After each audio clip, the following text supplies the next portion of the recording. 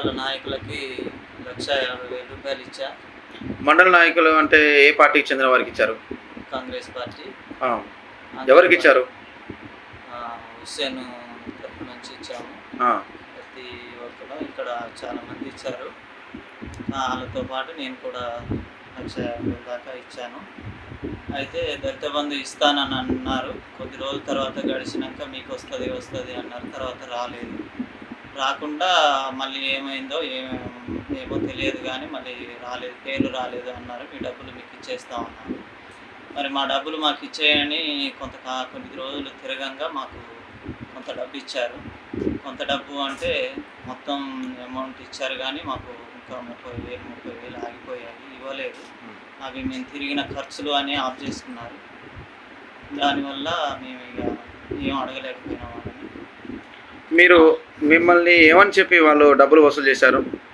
దళిత బంధు ఇస్తాము, మాకు డబ్బులు ఇవ్వండి, 1,50,000 ఇవ్వండి, మీకు ఇప్పిస్తామని చెప్పారు.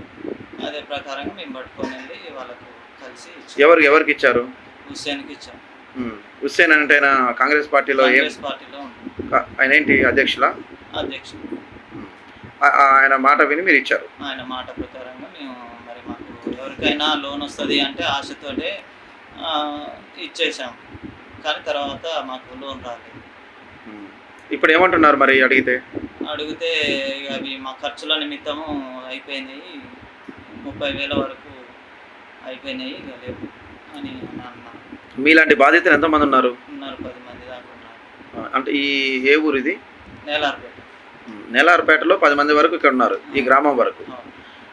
చుట్టుపక్కల మీకు తెలిసి ఏమైనా గ్రామాల్లో వాళ్ళు కూడా ఏమైనా కట్టిన దాఖలాలు ఏమన్నా? కట్టారు కానీ మరి వాళ్ళ పేర్లు అంటే మనకు తెలియదు. కట్టారు, చాలామంది కట్టారు కానీ వాళ్ళ పేర్లు మనకు తెలియదు. ఇప్పుడు మీరేం కోరుకుంటున్నారు?